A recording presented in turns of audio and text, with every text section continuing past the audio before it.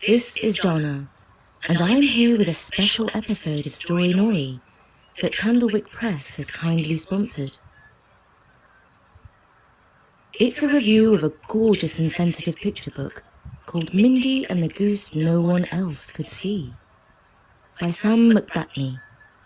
This is how the book begins. Once there was a girl called Mindi who was afraid of something that no one else could see. This thing that she was afraid of, this thing that no one else could see, was a big goose. It came into her room as quietly as a thought comes into your head, and it stayed there for as long as it wanted to. When she told her dad about it, he said, "Oh, what? There's a goose in your room?" He searched high and low for the big goose, but he could not find it. Mindi's mum made fun of it. She waved a wooden spoon above her head and said, "Any goose that comes in here will get a smack on his silly bottom." Mindi thought the big goose might be angry about the wooden spoon. Mum and Dad shut the window tight. But windows, walls and doors couldn't stop the big goose.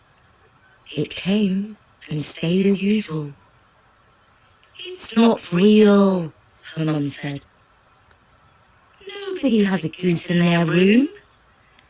"I do," said Mindi. "Well, you'll just have to close your eyes and make it not real," her mother said. Well, if you want to know what happens next to Mindi and the big goose, you can find out by reading the book. What I can tell you is that from the delicate and charming illustrations we can see that Mindi's goose looms large on her bedroom wall. I particularly like the way the curtains blow in through the window in a ghostly sort of way. The scary goose might be a dream, or it might be a shadow, or it might be real.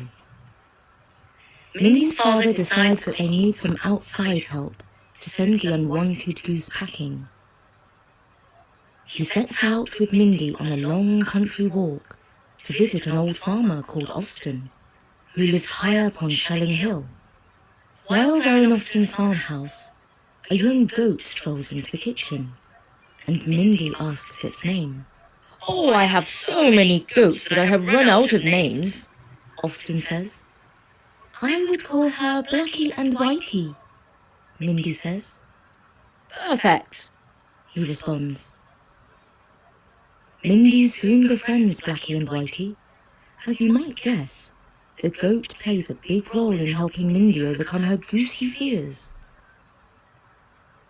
And in a nice twist at the end, Austin receives an unexpected reward for his wisdom and generosity.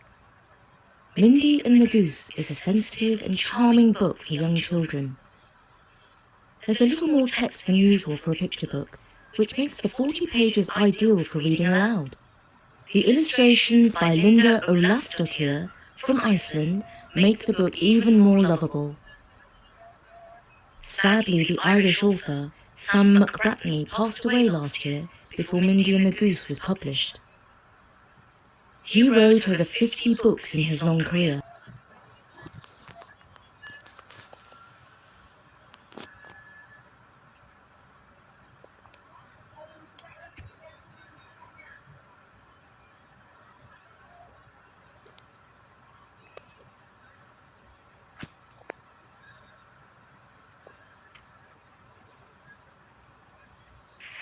One, what is Mindi afraid of?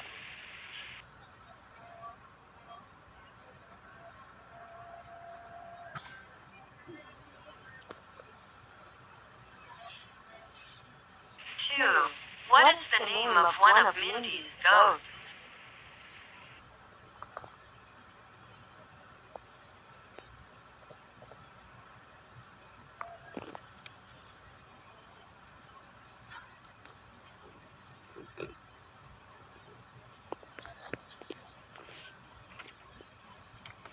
Three, where does an old farmer named Austin live?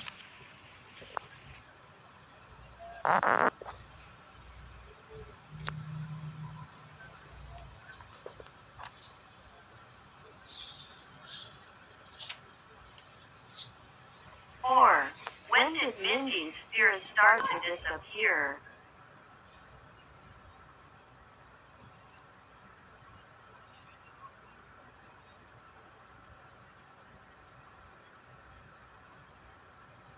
Five.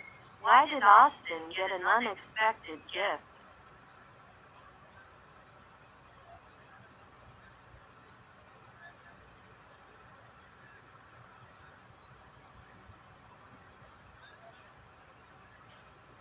Six. She blah blah blah a wooden spoon above her head.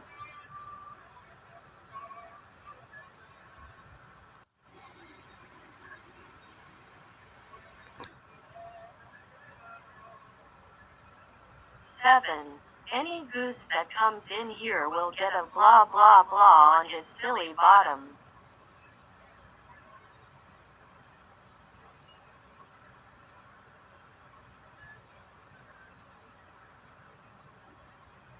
Eight. We can see that Mindy's goose blah blah blah large on her bedroom wall.